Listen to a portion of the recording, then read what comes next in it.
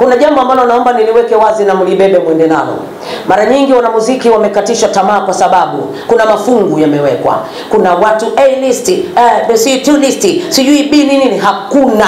Kazi ya mtu itamtambulisha. Haijalisha anajulikana na nani, hajulikani na nani. Kazi ya mwanamuziki imtambulishe kazi yake. Kafanya nini?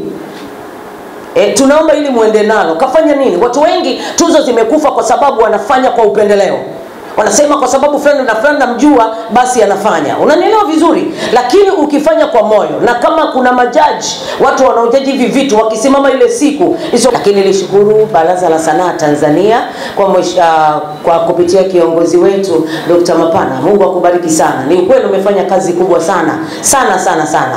Unajua kuna wakati sisi watu wa muziki wa Injili tulikuwa tunaonekanaga nyuma tu. Ni watu ambao tulikuwa tunaonekana tupo tu. Yaani hatueleweki, hatujielewi. Yaani hata wakitajwa hivi sisi hatutajwi kwa ukubwa, lakini ilikuwa tu lazima mwanamuziki mwenyewe ufanye kazi kubwa ambayo yenyewe ndio ikutambulishe. Lakini mimi niseme hivi, ukweli wanamuziki wa Injili tuna vocal, tunaujua muziki vizuri sana, kwa sababu sisi tunajifunza katika kanuni ya muziki, sio tunaimba tu. Tunajifunza katika kanuni ya muziki, lakini hatukutambulika namna hiyo.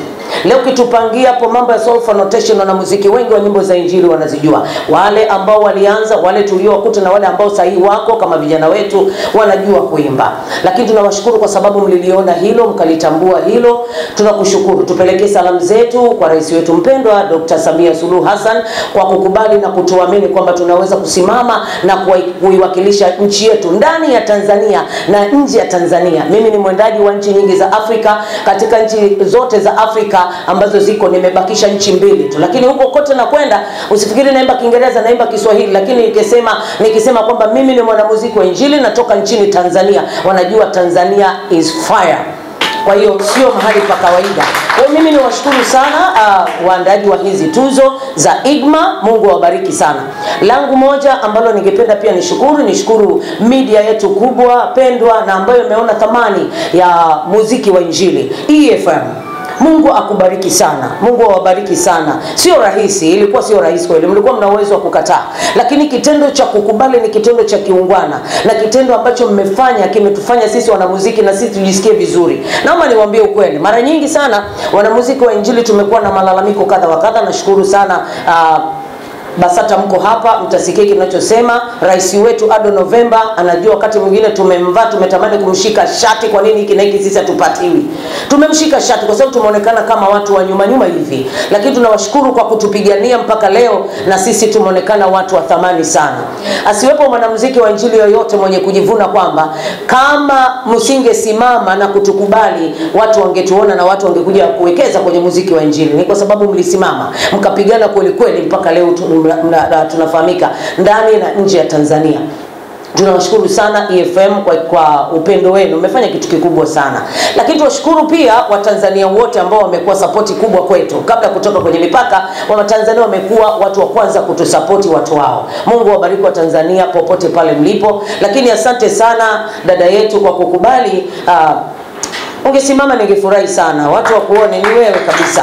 Mungu akubariki sana kwa kukaa chini na kufikiria wazo la kuandaa hizi tuzo. Hatuna cha kusema, tunashukuru serikali yetu tukufu ya Jamhuri ya Muungano wa Tanzania. Japokuwa mtu ukiongea hivi, watu wengine wanasema kwa nini anashukuru serikali tu kila mara?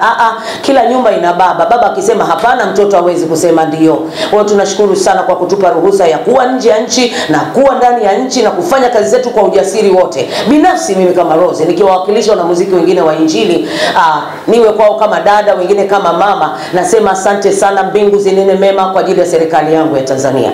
Lakini pia nizungumze hivi, mmesema tarehe 28 mwezi wa 6 ndio kuna kile kinyang'anyiro. Kuna jambo ambalo naomba niliweke wazi na mlibebe mwende nalo.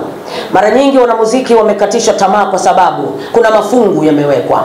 Kuna watu A list, C2 list, sijui B nini. Hakuna. Kazi ya mtu itamtambulisha. Haijalisha anajulikana na nani, hajulikani na nani. Kazi ya mwanamuziki imtambulishe kazi yake. Kafanya nini? Tunaomba ili muende nalo. Kafanya nini? Watu wengi tuzo zimekufa kwa sababu wanafanya kwa upendeleo. Wanasema kwa sababu fulani na fulani namjua basi anafanya. Unanielewa vizuri? Lakini ukifanya kwa moyo, na kama kuna majaji, watu wanaojaji hivi vitu wakisimama ile siku, is okay. Watu wanaweza kapigwa kura watu 100 imtambulishe. Kwa hiyo habari ya mafungu tunaomba waandaa tuzo muziache.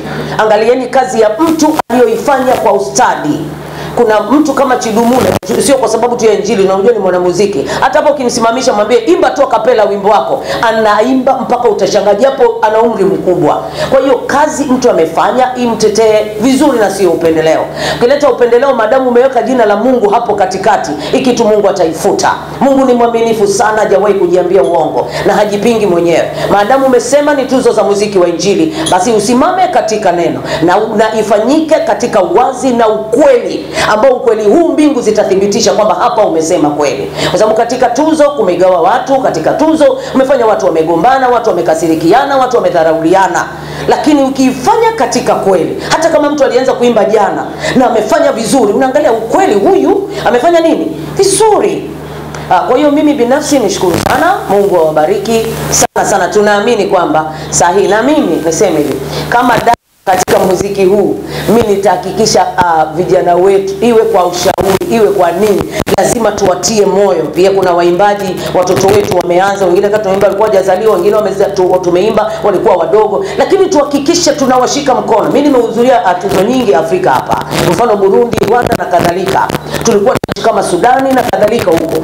Watu yaani ukisimama unaangalia kweli hao ni Tanzania, wametoka, tunahakikisha kama kuimba anaimba kwa sababu tunajua yeye analiwakilisha taifa licha ya yeye mwenyewe binafsi. Lakini muimbaji tukitoka East Africa, tutakwenda East Africa na Central Africa na Afrika nzima. Je, wanaoandaliwa wanafanya vema?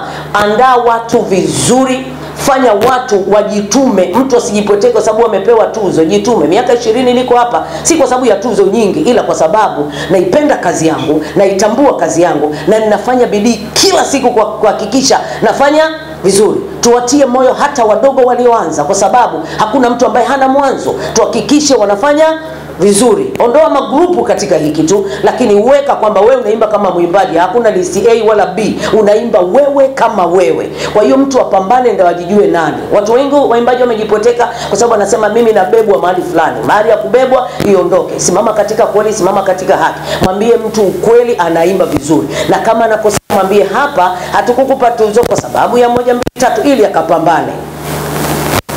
Nadhani mmenielewa vizuri nilivyoongea, na natamani hata vijana wetu wanaoanza sasa hivi, tafadhali hii igma ihakikisha mnawaambia venye ukweli kwamba tunawachagua, kuna 1 2, kwa sababu aliimba. Akisimama seme, Biblia inasema hakuna mtu aliyepewa taji pasipo kushindana kwanza.